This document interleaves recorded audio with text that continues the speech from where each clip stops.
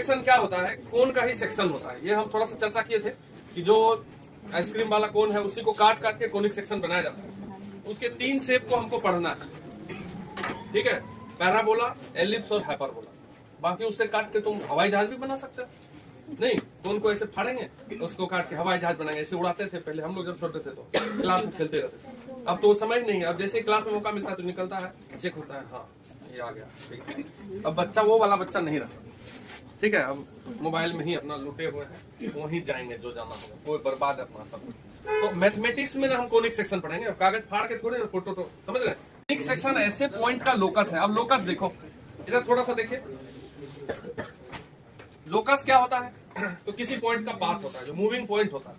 अगर हम किसी कंडीशन के अंतर्गत घूमते हैं तो जो पाथ बनता है उस पॉइंट का लोकस कहलाता है।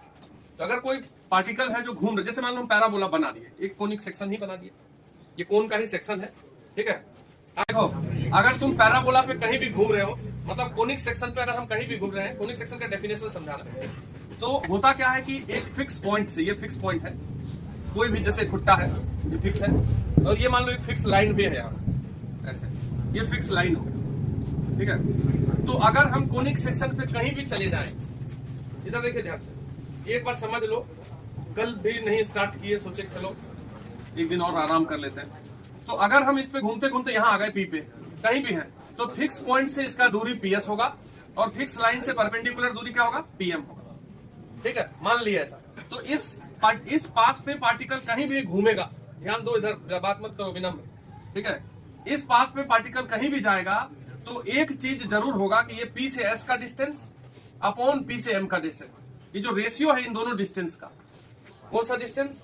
तो ये जो कर्व है इसका फिक्स पॉइंट से दूरी, और ये जो कर्व है उसके पार्टिकल का एक फिक्स लाइन से दूरी का रेशियो हमेशा कांस्टेंट होता है, तब ये कोनिक सेक्शन कहलाता है। अगर ये बदल गया तब वो कोनिक सेक्शन नहीं कहलाता। कोनिक सेक्शन क्या होता है? Conic section is locus of a point. ये पॉइंट का लोकस है। जैसे ही point, locus of a point बोल दिया मतलब पॉइंट पार्टिकल जो है वो मूविंग है।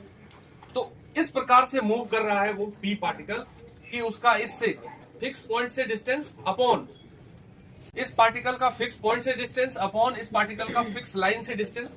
फिक्स लाइन से डिस्टेंस मतलब परपेंडिकुलर डिस्टेंस। इस दोनों डिस्टेंस का अनुपात यदि बदले नहीं तब ये कर्व, जैसे यहां भी चला आएगा तो ये जो पी डैश मान लेते हैं और यहां पे आ जाएगा पी एम, ठीक है? तो P dash S upon P dash M भी वही के होगा। तब हम समझेंगे कि ये जो बना हुआ है वो पैराबोला है। समझ लेंगे बात? मतलब कोन का सेक्शन है, कोनिक सेक्शन है। तो बस हम लिख लेते हैं कोनिक सेक्शन। ये कोनिक सेक्शन के नीचे डेफिनेशन लिखो, तब ये लिखना। पहले लिखो conic section is locus of a point. Conic section is, विनम्र लिखो, बात कर रहे हो। Conic section is locus of a point. Conic section is locus of a point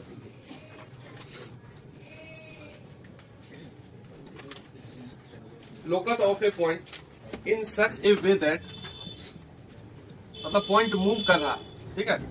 तो मूविंग पॉइंट हुआ, नहीं भी लिखे हैं मूविंग पॉइंट, मतलब तुम समझना वो मूविंग पॉइंट की बात कर रहा है। और कैसे मूव कर रहा है? In such a way that the ratio of its distance, ratio of its distance from fixed point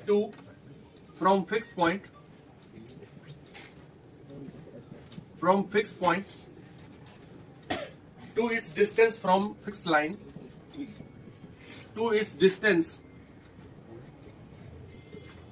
from a fixed line is always constant, और ये फोटो बनाइए, ठीक है? Is always constant. और ये हो गया कोनिक सेक्शन, एक ले लिया हम। इस पे कहीं भी जाएगा तो पी का एस से दूरी, पी का लाइन से दूरी, पीएम का रेशियो हमेशा फिक्स रहेगा, कांस्टेंट रहेगा, बदलेगा नहीं। यदि हम फिक्स पॉइंट को, देखो,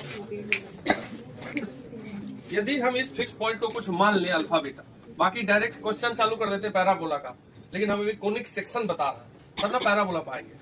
कोनिक पैराबोला स्टार्ट करते, बोलते कोनिक सेक्शन 3 टाइप के होते हैं, पैराबोला, एलिप्स, हाइपरबोला, लिखो पैराबोला, पढ़ा देते थोड़ा सा, तो पैराबोला का क्वेश्चन भी बनने लगता है। तो बेसिक बात बता रहे हैं कहां से आया है, कैसे हुआ है, तो देखो समझ जाओगे थोड़ी देर में। अगर हम इस फिक्स पॉइंट को कुछ मान लेते हैं अल्फा बीटा, और फिक्स लाइन का भी इक्वेशन मान लेते हैं ax plus by plus c equal to 0, क्योंकि लाइन है तो लाइन का इक्वेशन मान ली, देखिएगा। और ये पॉइंट P मूविंग है तो इसको मान लेते हैं हम xy या hk, कुछ भी मान लो, ठीक है, xy या hk ही मान लो, बाद में हम h को रिप्लेस कर देंगे x से। लोकस में क्या करते थे, जो मूविंग पॉइंट होता था उसको h के मान लेते थे, और जब फाइनल आंसर देने लगते थे तो h की जगह x रिप्लेस होती है, डायरेक्ट भी लिख सकते हैं कि xy। तो अकॉर्डिंग टू कंडीशन ये है कि इस p का s से दूरी ps अपॉन pm, तो ps तुम निकाल लो, यदि ps बाई pm, तो ps निकालने के लिए इसका इससे दूरी निकालोगे, निकाल लो, h माइनस अल्फा का square plus k minus beta का स्क्वायर अंडर रूट, ये हो गया ps अपॉन pm। कैसे निकालोगे, तो किसी पॉइंट का किसी लाइन से परपेंडिकुलर डिस्टेंस कैसे निकालते हैं, k का अगर इस लाइन से दूरी निकालना है, तो किसी पॉइंट का किसी लाइन से दूरी निकालना मतलब उस पॉइंट को लाइन पे, तो x की जगह रखते हैं h और y की जगह k plus c divided by root under x का कोफिशिएंट का स्क्वायर y का कोफिशिएंट। क्लास में तो ये जो ps है और ये pm है, इसी का अनुपात क्या होना चाहिए, कुछ k होना चाहिए, k मतलब 1 2 3 कुछ भी 1/2 कांस्टेंट होना चाहिए। तो यदि हम इसको सॉल्व करें, उधर लेके चले जाएंगे, यहां से ये हो गया तुम्हारा क्या, h माइनस अल्फा का whole square plus k minus beta का whole square under root equal to, ये जाके उसमें इंटू हो जाएगा, k इंटू ए एच प्लस, एच की जगह हम x लिख देते, चलो h ही रहने दो, a h plus b k plus c upon root under a square plus b square. यदि हम इसको सॉल्व करना चाहें, नहीं करेंगे सॉल्व, यदि हम इसको सॉल्व करना चाहें तो देखो स्क्वायर कर देंगे तो स्क्वायर हट जाएगा, रूट ये उधर भी क्या हो जाएगा होल स्क्वायर। अब तुम इसको सॉल्व करोगे अंदर वाले को, मन में ही थोड़ा सा देखते हैं, एच स्क्वायर आएगा ना, एच स्क्वायर, फिर h का भी टर्म आएगा 2ab होगा, तो फिर k स्क्वायर आएगा कि नहीं, अब फिर k का भी टर्म आएगा कि नहीं, मतलब इसको जब हम फाइनल सॉल्व करेंगे तो उसके इक्वेशन में इधर x स्क्वायर आएगा, y स्क्वायर आएगा, h स्क्वायर मतलब x स्क्वायर, k स्क्वायर मतलब y स्क्वायर, h मतलब x वाला टर्म, k मतलब y वाला टर्म, और उधर क्या आएगा, कांस्टेंट भी आएगा, इधर उधर भी क्या आएगा, देखो a plus b plus c का होल स्क्वायर होगा, जब हम स्क्वायर करेंगे, जब होल स्क्वायर होता है a square b square c square plus 2ab plus 2bc plus 2c यही ना होता है। तो इसमें h स्क्वायर आएगा, k स्क्वायर आएगा, c स्क्वायर आएगा, फिर 2ab करोगे तो h के आएगा कि नहीं साथ में, जब 2ab आएगा तो 2 इंटू ए एच इंटू बी के होगा, तो h की जगह x, k की जगह तो xy का भी टर्म आएगा कि नहीं, ये तो कांस्टेंट है, ये भी कांस्टेंट है, इधर उधर क्रॉस मल्टीप्लाई होकर कांस्टेंट मल्टीप्लाई हो जाएगा। मतलब आफ्टर सॉल्विंग दिस इक्वेशन हम क्या प्राप्त करेंगे, इसको सॉल्व करने के बाद हमारे पास आफ्टर सॉल्विंग, अब पूरा नहीं सॉल्व कर रहे, इस इक्वेशन को सॉल्व करने के बाद, इसको अगर सॉल्व करने के बाद जो हम प्राप्त करते हैं इक्वेशन, उसमें एक्स स्क्वायर का टर्म होता है, तो ए एक्स स्क्वायर टाइप से कुछ आएगा, कोई कांस्टेंट इनटू एक्स स्क्वायर, फिर वाई स्क्वायर का भी टर्म आता है, फिर एक्स वाई का भी टर्म आता है 2hxy, फिर एक्स वाला भी टर्म आता है 2gx, फिर वाई वाला भी टर्म आता है 2fy, और कुछ कांस्टेंट भी आएगा प्लस c। मतलब इसी टाइप का इक्वेशन आएगा, इसको बोलते हैं 2 डिग्री का जनरल इक्वेशन, ये पहले भी आया था। ये कौन सा इक्वेशन है, 2 डिग्री का second degree general equation, second degree का जनरल इक्वेशन प्राप्त हुआ हमको। इसको सॉल्व करने के बाद 1 मिनट समझो, बाद में लिखना। तो तुम बोलो कैसा इक्वेशन तो आप पहले भी लाए थे, कब लाए थे, जब पेयर ऑफ स्ट्रेट लाइन पढ़ रहे थे, कॉपी में देख लेना। तो pair of straight line passing through origin जो था, उसमें केवल यही 3 को आया था, नहीं समझे। होमोजीनियस पार्ट जो है, अगर इतना ही रहता था इक्वल टू 0, तो pair of lines passing through origin देता था। लेकिन यदि ये 2 डिग्री का जनरल इक्वेशन था, तो हम पहले ही पढ़ चुके हैं कि this represent pair of lines जो कि ओरिजिन से पास नहीं करता है, यहां से पास नहीं करने वाला 2 लाइन अगर हो और उसको कंबाइंड करेंगे तो ऐसा इक्वेशन आता है, समझे। तब फिर कोनिक सेक्शन ऐसा कैसे आ गया। तो देखिए, यदि ये इक्वेशन पेयर ऑफ लाइंस देगा, हम बोल रहे हैं कि दिस इक्वेशन, ये जो इक्वेशन है, this equation represent pair of straight line, represent pair of straight line if and only if, condition बताए थे, तो बोले थे यहां से क्वेश्चन आता है। अगर ऐसा 2 डिग्री का जनरल इक्वेशन है, कॉपी पलटते रहो, तुम पहले अपने आप में कुछ ये लाओ खूबी, तभी तुम कुछ कर सकते हो, केवल दूसरे पे नहीं फेंकना है। हम बताएं कि ये इक्वेशन पेयर ऑफ लाइंस कब देगा। तो ये इक्वेशन पेयर ऑफ लाइंस तब देता है जब ये कंडीशन होता था 2abc प्लस, बोलो abc plus 2fgh minus af square minus bg square minus ch square equal to 0। बोलो इतना कौन याद करता है, याद करवाए थे एबीसी और इधर 2FGH है, तो पहला ए और इसका एफ का स्क्वायर माइनस में, दूसरा बी और इसका जी का स्क्वायर माइनस में, सी और एच का स्क्वायर माइनस में। अगर ये इक्वल टू 0 होता था, a b c plus 2FGH minus F square minus बीजी square minus C H square, तब ऐसा इक्वेशन पेयर ऑफ लाइंस देता था। तो इसका मतलब ये हो गया कि नाउ इफ, ये इधर है, नाउ इफ ये equal to not equal to, अगर ये 0 हो जाए, ABC plus 2FGH minus A F square minus busy square minus C H square is not equal to 0, यदि ये वाला वैल्यू नहीं 0 के बराबर होगा तब ये कोनिक सेक्शन देगा। देन इक्वेशन 2 डिग्री का जनरल इक्वेशन रिप्रेजेंट, किसको रिप्रेजेंट करेगा? Conic section. बात समझ रहे हैं? ये किसको रिप्रेजेंट करेगा? Conic section. तो कोनिक सेक्शन का जनरल इक्वेशन यही होता है। हम बताए थे कि यही इक्वेशन सब कुछ देता है, उस समय चर्चा करते थे। ये सर्कल कब देगा?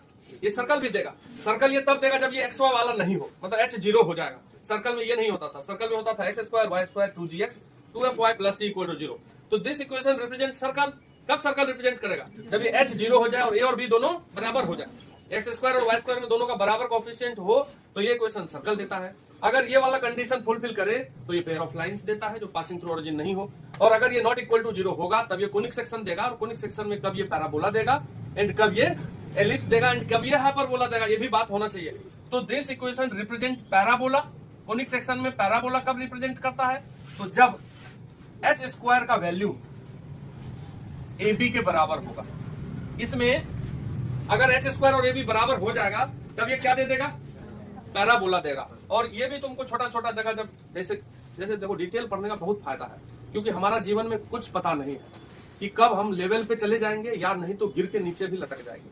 कोई नहीं जानता है कि अगर कोई बच्चा बहुत अच्छा है पढ़ने में तो वही आगे जाएगा या नहीं है, ये बता दे रहा है। कोई मीडियम वाला ही आगे निकल जाता है। तो सब है, लेकिन मेहनत तो करो तो, ठीक है। तो इस एलिप्स कब देता है? जब एच स्क्वायर ए बी से छोटा होता है। और ये हाइपरबोला कब देता है? बोलिए। जब समझिएगा H square is greater than A B. ये 3 कंडीशन होता है। हम यहाँ कोनिक सेक्शन में कुछ नहीं, इंट्रोडक्शन है कोनिक सेक्शन का, कि कोनिक सेक्शन एक ऐसे पॉइंट का लोकस है जो मूविंग है। इस प्रकार से मूविंग है कि उसका डिस्टेंस फिक्स पॉइंट से अपॉन उसका डिस्टेंस फिक्स लाइन से हमेशा वो रेशियो कांस्टेंट होता है। जब हम इस इक्वेशन को सॉल्व करते हैं तो जो इक्वेशन प्राप्त होता है वो तो वही आ जाता है जो 2 डिग्री का जनरल इक्वेशन है, जो कि पेयर ऑफ स्ट्रेट लाइन देता था। पेयर ऑफ स्ट्रेट लाइन का इक्वेशन, ये वाला इक्वेशन तब देता है जब ये कंडीशन फुलफिल हो, ABC plus 2FGH minus F square minus busy square minus C H square is equal to 0। और अगर ये 0 नहीं हो तभी ये कोनिक सेक्शन देता है। और कोनिक सेक्शन में 3 कोनिक सेक्शन कैसे देता है? पैराबोला कब देता है? जब H square is equal to A B हो। एलिप्स कब देता है? जब H square is less than A B. ये पूरा याद होना चाहिए। तो ये पूरा कोनिक सेक्शन का इंट्रोडक्शन है। अब पैराबोला पढ़ेंगे, लिखो।